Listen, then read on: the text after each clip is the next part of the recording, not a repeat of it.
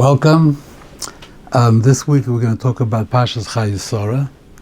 But before we begin, I would just like to add something to part of what we spoke about last week. We spoke about the problem of telling midrashim to children that are strange, and they strain the credulity of children. And like the Sefer Chassidim says, I mentioned it last week, I'll read it again.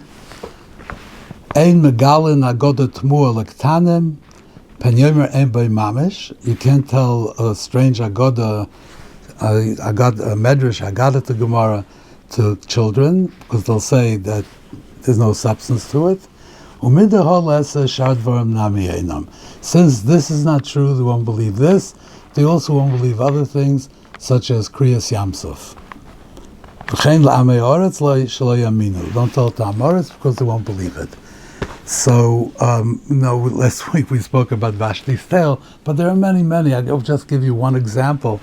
By Makas Borod, Rashi brings a medrash that the Rebbeinu Shalom is Igbiya Moshe L'Malo Min HaShamayim.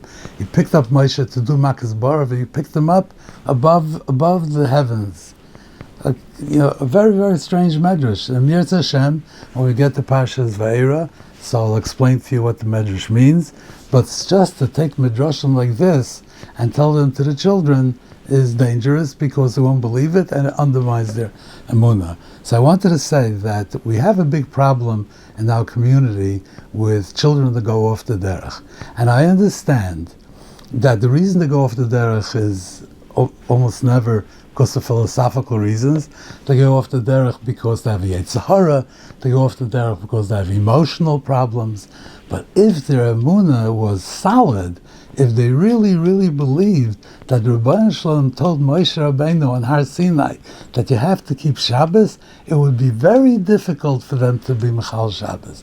But since their emunah may have been undermined by things that they were told in class, so their emunah became shaky. So once they have pressures of emotional problems or Yetzer Hara, then the whole Shmir Shabbos could go right out the door. So I just wanted to point this out of how important it is to be very careful with the emunah of the children.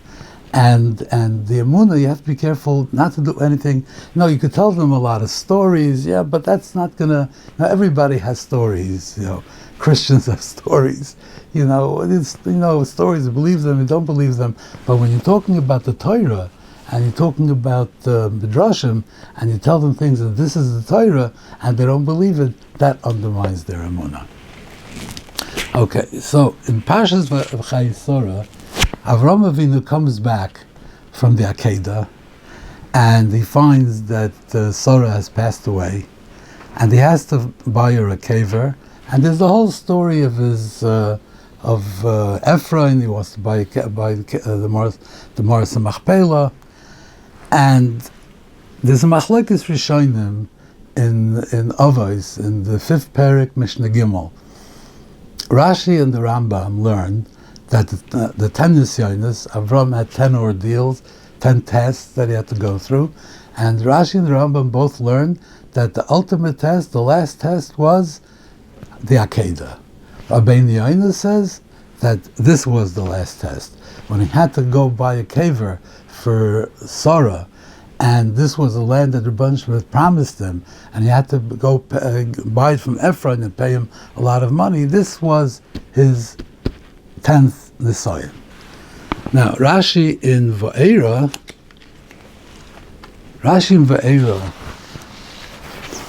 at the end of Parshas Shemais,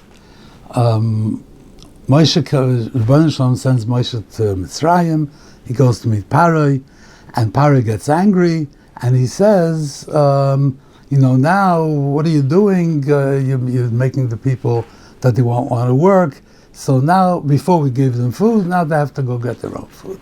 So Moshe said to Rebbeinu Shalom, Lama harayosa, why did you do bad to the people?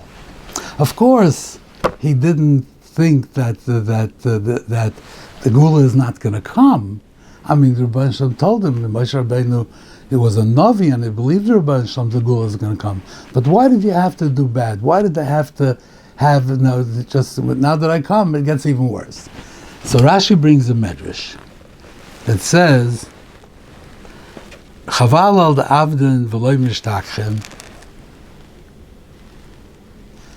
The Rebbeinu Shalom said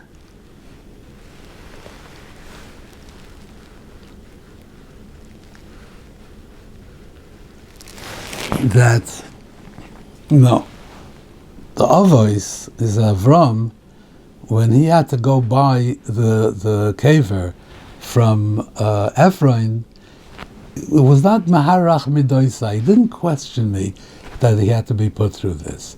And you say La Maharayoisa. So the old ones, too bad that we don't have the old ones, the Avdim V'le Mishtachim, the ones that we lost, and we don't have like them. So, according to Rabbeinu Yoina, we understand why the Rebbeinu Shalom mentions this, because this was the 10th of the Nisyanis. So he mentions this. But according to Rashi and the Rambam, that the 10th Nisyan was the Akedah, and it was all the Nisyanis were over, so why is he bringing this? I mean, of course it wasn't a Nisyan. And, the life is full of Nisyanis. So, but why doesn't he say, why do you want me to take Yitzchak to the Akedah? Why did you make me go down to Mitzrayim after I came to Canaan? I mean, why does he pick this thing, which is, at the end, if all the Nisyanis are over, he picks this. So, according to Rabbi Yaakov, we understand, because this is the last Nisyan. But according to Rashi and the Rambam, why is Rebbeinu Shalom point out this particular case where Avram didn't question the Rebbeinu Shalom? I think the pshat's like this. Avram Avinu went through 10 Nisyanis. The Rambam says in the Moira, a Nisyan is a test. When you test me, you want to find out something, so you give him a test and you see what's going to come out. The Rebbeinu Shalom didn't need a test to know if Avram was going to pass the Nisyan. He knew what Avram was going to do. He understood. What were the Nisyanis? The Nisyanis were to show for the whole world that how he passed the Nisyanis, that would demonstrate to the whole world how devoted and loyal he was to Rebbeinu Shalom. That was the point of the test. It wasn't to get information which he didn't have, of course. However, I think that the 10 Nisyanis were a process. I don't know if Avram had given the Nisyan of the Akedah, the first one, I don't know if he would have passed it. But each Nisyan was a stage. So first he gave him the first Nisyan, which Rebbeinu Shalom knew he would pass. And when Avram passed it, from that he grew. Rebbeinu Shalom knew he would do it, and he did it, and from that he grew and became bigger. And so the second Nisyan, the third Nisyan, so each Nisyan that he passed, he became bigger and bigger until he reached the 10th Nisyan, he reached the Akedah, and then when he passed demonstrated to the world, passed the 10th Nisyan, then the Rebbeinu Shalom said, Ato Yodati Ki Yirei Elokim Ata, now I know that you are Yirei Elokim. So during the 10 Nisyanis, Avram wouldn't question the Rebbeinu Shalom. The Rebbeinu Shalom is doing something. He's going through a process of demonstrating to the world that how you have to be devoted to the Rebbeinu Shalom. So there's no question. The Rebbeinu Shalom is giving him a test to show the world what to do. But now, after the 10th Nisyan, and we're finished, and Ata Yodati Ki Yirei Elokim Ata, we know, we come to the conclusion, it's over. And now I need this Nisyan. Then he could have questioned Rebbeinu Shalom. What's the point of this Nisyan? The other Nisyanis, I understand what the point is. I'm not going to question. Those Nisyanis are to bring me to a level and to demonstrate to the people the level that I've reached. But now I've reached that level already, and I'm Yirei Elokim. So why do I have to go through this Nisyan? That's what he could have said. But he didn't say it. He didn't question the Rebbeinu Shalom. Moshe Rabbeinu, when, he was cared very much for Klal Yisrael, and he killed the Mitzri and had to run away. The Rebbeinu Shalom sent him, and he told him, you're going to go, you're going to redeem Klal Yisrael, you're going to take him out of Mitzrayim. He knew that this was true. He knew what's going to happen. And he comes down to Mitzrayim, and he's here already, and he's standing by Paroi, and everything is all set to go, and now it gets worse.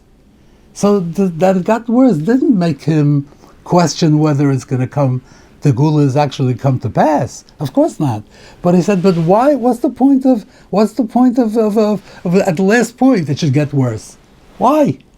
That was his question to Rabbi Shalom. So therefore, it really is comparable to this. You couldn't compare it to the Nisyonis. The Nisyonis, there was no reason to question. Moshe Rabbeinu all along, he knew about the Bris Bein Absarim. He knew what was going on. There was no reason to question. But it's over. I'm here. I'm being paid to Klal Yisrael. I'm confronting Paroi. Why all of a sudden do we have to have a dip at the end? That's what the Rebbeinu Shalom said. You were Maharach Midoisai. This point you didn't understand. You knew the whole process. This point you didn't understand. So you asked me a question. Aram asked me no questions, even though the decisions were over. And then he went through this and so on. He had no questions. So it's possible that Rabbeinu Yoina really is an interesting shita. He's saying that this was the final Nisayan. I mean, you would think that the acclaimed is the final Nisayan. You know, Atziyadati Kiril Kimata. This is a Nisayan. Yeah, you have to go by a caver. But why is this the ultimate Nisayan? Why is this the 10th? Teretz is, and by the way, that Rashi in Va'erei brings a medrash. It's a Gemara in Hedron of Kufir Aleph Amar Aleph, and Rabbeinu Yoina knew that Gemara, of course. So Rabbeinu Yoina is saying the ultimate test was that after it's all over, you don't ask any questions. That was the final Nisayan. Everything, and at the end it's all over, and then you have another Nisayan. No, he didn't ask any questions. That's when Avram finished. When he did everything and he had no questions. Okay, now, so what happened here? So he wanted to buy a caver, the Mars Machpelas. So it says Avram came to the Bnei Ches. He said, I need a caver. They said, yeah, listen, take whatever you want, any caver you want. The seal of Kimata. You're very chashiv. You could take anything you want. No, not going to charge you anything. Then he says to them, "Can you please speak to Ephraim for me?" So they take Ephraim, and Rashi says they take Ephraim to elevate him, to make him into a shoiter, to give him a position, a government position. And why does Avram have to tell them to talk to Ephraim? Why didn't he go directly to Ephraim? He said, please, Pigu li b'Ephraim b'tzeichar, talk to Ephraim for me. Why did he have to do this? And then Ephraim says to him, no, I'm not going to charge you anything. Beni bencha, Rashi says, ben shlei havim, 2 friends.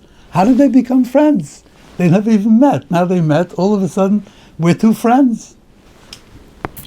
And then Rashi says that at the end he charged them $400, 400 shkolim, like really good shkolim.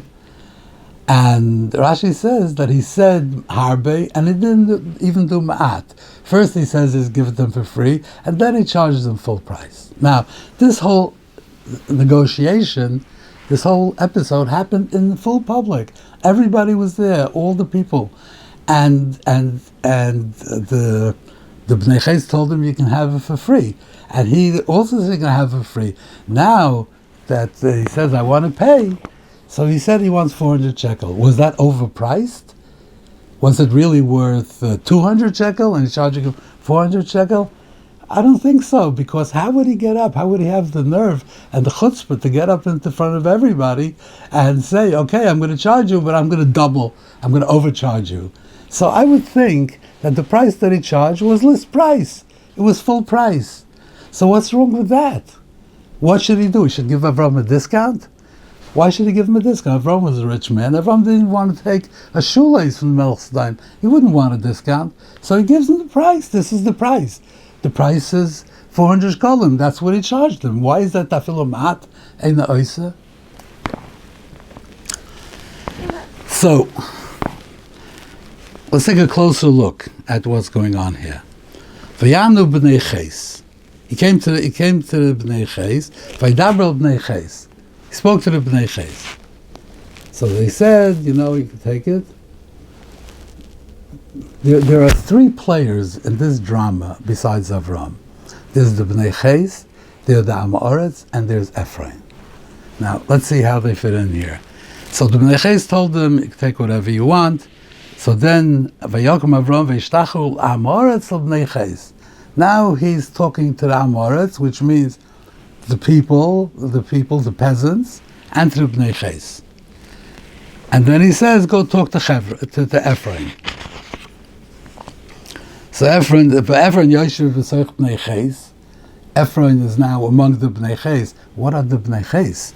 He's sitting among the Bnei... I mean, the Ches was one of the Shiva Ummahs, but what is this Bnei Ches here? He's sitting among the people of Ches, and he said, Ba'aznei Bnei Ches, l'chol boy shar iroi.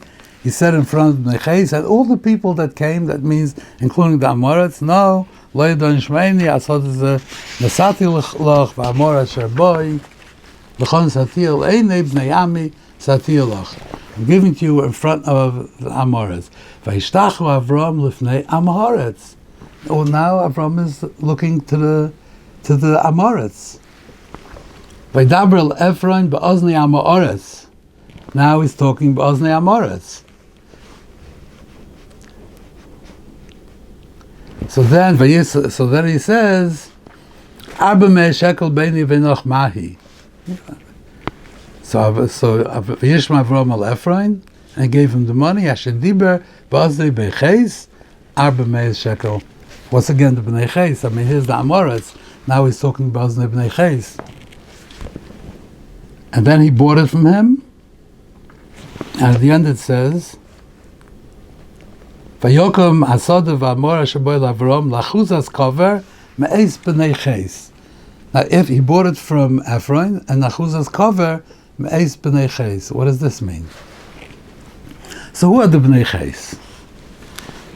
So we find in Toldos, Rivka says to Yitzchak, Kasti b'chaya mepnei b'nois ches imlekech Yaakov isha mepnois ches.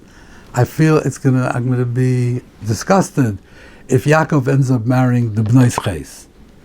V'yikar Yitzchak al Yaakov v'yivarach ha'isai v'yitzavei, he told him, Leisikach isha mepnois Knan.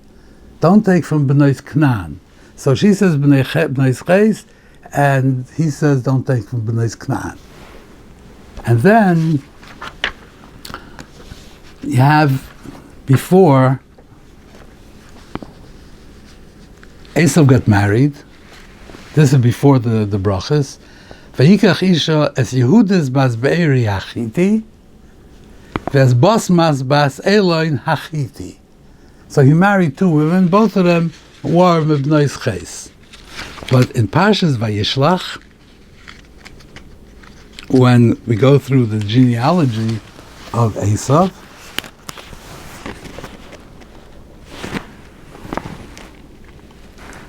so he married Esav lokach es noshav b'bnois Knan, es Odo bas Eloin hachiti, vas Elivama bas Ona bas Sivoin hachivi.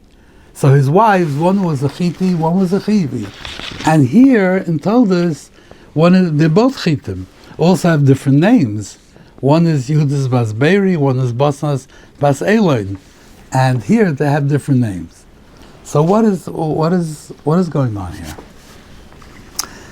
So Sforno says in our Parsha that the Bnei Ches, they were like the Shoitrim, they were the government officials.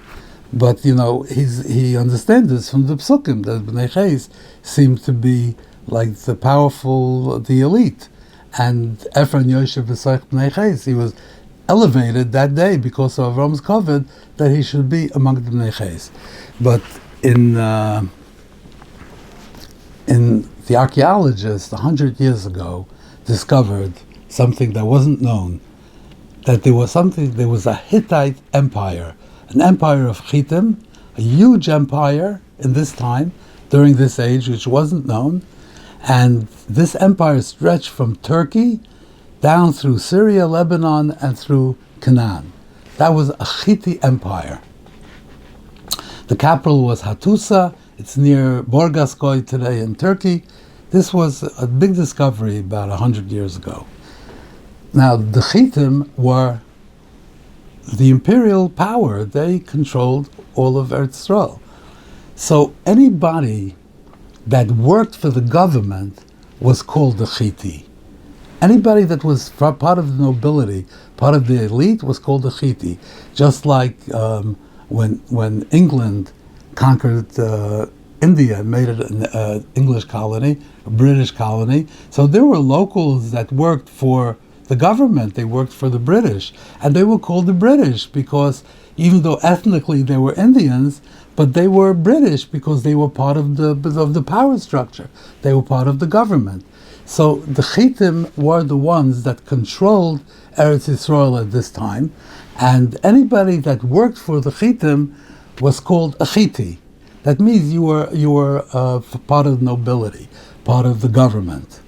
So Rivka said to Yitzchak that you shouldn't, that Katzi B'chayim, if it's going to take B'nais Ches, Rivka thought if he's going to take a local girl, he's going to take one of the noble women. I mean, they were a noble family. He didn't think that that Yaakov would take a peasant girl from Canaan, from one of the other nations that lived in Canaan. The dominant nation was the Hittite, and the Hittite controlled everything. So she didn't think that he would do that. So she said, I don't want him to take a b'nais ches. He's going to go take a local noblewoman, and I don't want him to do that. So Yitzchak called Yaakov and told him, don't take a b'nais Canaan. Don't take anybody from here. Not even the noblewomen. Don't take a peasant girl either. Don't take anybody from Canaan. I want you to go to Haran. That's what the Hittim are. So getting back to our Parsha, so Avram was the nobleman. Avram was very wealthy, a prince, and he needed to get a caver. So he wants to buy the Mars Machpelah, and he knows that Ephraim has it, but it's not fitting that Avram should go negotiate directly with Ephraim, who's a peasant. Ephraim was a peasant. Why should I negotiate with Ephraim? So he went to the Bnei Ches, and he told them I need a caver, and they said, yeah, you could take whatever you want. So he said, please talk to me, to Ephraim, because Ephraim is the one that has what I need, and I need to. So what did they do? They took Ephraim, they elevated him to a position b'soich Bnei Ches. They made him part of the government, part of the imperial power. So therefore, it's fitting for Avram to talk to Ephraim. So he brought Ephraim and elevated him. So Ephraim says, Beni Beinecha, he says, I'm giving it to you. Oh, okay, fine. So later, so he elevated him. So he said, no, I've become a Hittite now. And the Hittim have like a custom that if another Hittite comes and asks for a caver, they give it to him for free. It's kind of a noblesse oblige to other nobles. This is the derech kavod. You're a nobleman, I'm a nobleman. You need a piece of land for a caver. I'm not going to charge you. It's free. So that's what they told him. You could have anything you want for free. So Ephraim now is a Hittite. So he tells him it's not a Hittite. It's everything for free. So Avram told, Vayishtachu Avram lifnei Amoretz. He bowed down and he indicated that he wants to do this the way the Amoretz does, the way the peasants do it. That's what he wants to do. I don't want this noblesse oblige from one nobleman to another. I want to buy it the way the custom is the Amoretz. So Ephraim said,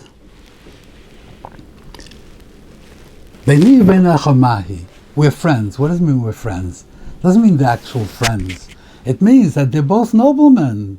We are both of the same class. So if I'm the noble class and you're a noble class, I'm giving it to you for free. That's the custom, what nobility does.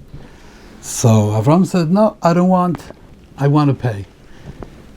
So he said, okay, you want to pay Arba Mea shekel. So the price is Arba Mea shekel. Arba Mea shekel was the list price. But that was the list price when one Chiti sells to another. When a peasant sells a piece of land to another peasant, he doesn't charge him Arba Mea shekel. He charges him 200 shekel. But anytime, you buy the same suitcase, you could buy it in Target to cost so much, and you go buy it in some kind of upscale store, it'll cost you 4 times as much, because when you're dealing on that level, the prices are higher. So if a peasant sells you a piece of property, he charges you whatever a peasant charges. When a nobleman sells you a piece of property, he charges you a nice amount of money. So Avram said, I want to pay for it. I want to pay for it, as is the custom of the Amoratzim, of the Amoritz, of the peasants. I want to pay. So Ephraim said, okay, you want to pay? The price is $400, the Chiti price. So that's what he's saying. He said, I'm going to do it for free. And then if you want to sell it to me in the custom of the Amoratzim, the custom of the peasants, you're going to sell it to me according to their custom, because you insist. Okay, so I'm selling it to you. I want a Chiti price. So I feel mat lo yasa. That's this ma'aseh. The point of all this, what lessons we're meant to learn with it. The sefarim speak about this. My purpose here right now is just to learn the psukim and understand all this back and forth with the Chittim and Amoratzim and Ephraim, what was going on over here. Interesting, I mentioned a couple of weeks ago that during these talks, I would like to also point out certain things to refute the assertions of the Bible critics that the Torah was written 1,000 years after Matan Torah. So over here, when he bought the land, Vayokom Ste'efer Nesheb Machpelah, V'amora Asher Bo, he bought the cave, the Moras Machpelah, V'chol ha'et Asher Basada, all the trees, Asher B'chol Gvulim Savav. He bought the entire Shetach. Why did he buy the entire Shetach? Why did Avram buy it? Why did Ephraim sell it? He just needed the Mora. Why did he buy the whole property? Why? So again, we turn to once they discovered the Hittite Empire, and there was a tremendous trove of cuneiform tablets from which the archaeologists learned the Hittite laws and customs. One law that they had was that if a person sells part of his field to another person, the seller is responsible for the taxes of the entire field. So Ephraim wouldn't sell him the Moras Machpelah because it's not going to be his anymore, and he's still going to have to pay taxes for it. So he only said, I'll sell you the Moras Machpelah if you buy the entire Shetach. This is something that I think is pretty clear, that he had to buy the whole Shetach. Now, this is because of this ancient Hittite law. If the Torah was written 1,000 years later, nobody even remembered that there was a Hittite Empire. Nobody knew ancient Hittite laws. How would they know such a thing? That when you buy Moras Machpelah, you have to buy the whole land. So again, this shows you that the Torah was written in its time. Many indications. And as we go through the Parshas, I'll try to show them as we come across them. Now, at the end, Lachuzas kever, he bought the kever from Ephraim, and Achuzas kever he bought from Bnei Ches. What does that mean? I think I saw in one of the sefarim, I'm not sure which one, that Achuzas kever means that it's dedicated to a cemetery. This is something that only the government could do. The government could say, this is zoned for a cemetery. You can't do anything else with it. So not only did he buy the kever, but he bought he got it from the Bnei Ches, from the ruling government. He got from them a decree that this property is miyuchid and mukdesh to be Beis HaKvaros. So this was a protection for him. Why? Because you see in the previous Parsha before the Akedah, when the whole business with Avram and Avimelech with the Beiros, so finally he got this bear, he dug it, it's his. And he put down 7 kvasim by the bear, le'eda, as proof that it's his. So he had his kvasim, I guess they were recognizable as Avram's kvasim, and he put them down by the bear. So this was a proof that it's his. I mean, those kvasim, I mean, how long are they going to live? Eventually, either somebody's going to shech them or they're going to die. I mean, what kind of a proof is that? But the point is that in those days, in the whole Sefer Bereshis, we don't find writing. Writing there was no writing yet at that time. They had cuneiform tablets in certain places, but those were not regular writing. That was like a whole special process. But normally he didn't have writing. So he made a deal and he bought, and they agreed that this be'er belongs to Avram. How is he going to prove it? So he put down the 7 kvasim, so people will see them, and they'll see them for whatever it is, for a month or a year or whatever it is. So it's going to be etched in their minds that this is Avram's be'er, and it's not going to, somebody's going to come along and say it's his. No, we know that it's Avram's be'er. So we base it with, the whole point was the memory, to remember that it was Avram's. This fixed it in the memory of the public that it belonged to Avram. That was the point of those 7 kvasim. So over here, when it comes to buying the Moras Machpelah, Avram didn't have a deed that was recorded in the township. He just bought it from Ephron. He paid him and he bought it in public. So everybody knew that he bought it. But what would be, as time goes on, maybe some people will come along and say, no, it's not yours. How would he secure his purchase? So he secured his purchase by having the Bnei Ches to designate this area, that this piece has to be a cemetery. So people are not going to want to buy it. They're not going to be able to plant any crops on it.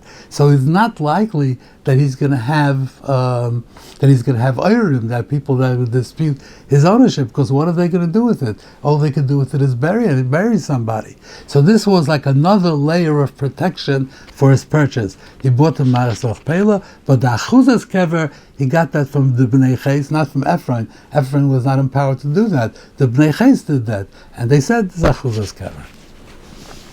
So I just want to conclude with one thing. Again, another thing with these Bible critics say is that it's something called an anachronism. That you tell a story and there's that detail in the story which could not have been possible at that time. Now, if you would say that George Washington made a revolt against the British and he captured all the airfields, there were no airfields, so that's called an anachronism. So they say that there were no camels in this period, because in the archaeological excavations, there were camels, but they were wild. They weren't domesticated. And in the settlement, in the excavations of these ancient settlements, they don't find any camel bones, which indicates that people didn't have camels. Today, every Muhammad, Ahmed, and Khalid in Saudi Arabia has camels. But in those days, they didn't have camels. So how could there be camels? So I just want to answer this. They did find royal scarabs of camels. Eliezer camels with... What? Eliezer went to, at the end of the Parsha, Eliezer went to get a shidduch, he came with 10 camels. So were they camels? So I think what were camels? Camels were like, normally people didn't have camels. Camels were like a royal thing, like a king would have elephants, so he would have camels. It wasn't something that everybody had. Where's the first time we find camels in the Torah? By Paro. He went with Sarah, and he gave him presents, and he gave him camels. So Paro was a king, he had camels, so he gave Avram camels. So he ended up having camels. But when he went to the Akedah, he didn't go with a camel, he went with a donkey. Why did he go with a donkey? A camel is a much easier, much faster ride. He had camels. Why didn't he go with the camels? There it says, because the camels were like a Rolls Royce, and you leave it in the garage, and people around you don't have camels. You don't go with a camel. So he went with a donkey, and the camels he had, it was part of his wealth, that he owned camels, but he didn't use them. But when it came over here, so what were they looking for, Besuel and Lavan? They're looking for a rich shidduch. He came and he didn't tell them that Avram was a tzaddik. He didn't tell them he was a gam chasadim. He told him yesh lo rav. He has a lot of money, and he gave this money. He signed it over to Yitzchak that it's going to go to Yitzchak, and this is a really good rich shidduch. And so that's what attracted them. That it was a rich shidduch. So because Rivka's family, they were interested in the rich shidduch, and they told him how rich he was. So in order to impress the mechatanim, the prospective in-laws, so he took the camels out of the stables where he kept them. He didn't use them where he kept them, and he told Eliezer, take these 10 camels and go to Haran, and that's going to impress them tremendously. Who has camels? This must be a billionaire, must be very, very wealthy, and they're going to do the shidduch. Thank you very much, and hopefully we'll see you next week.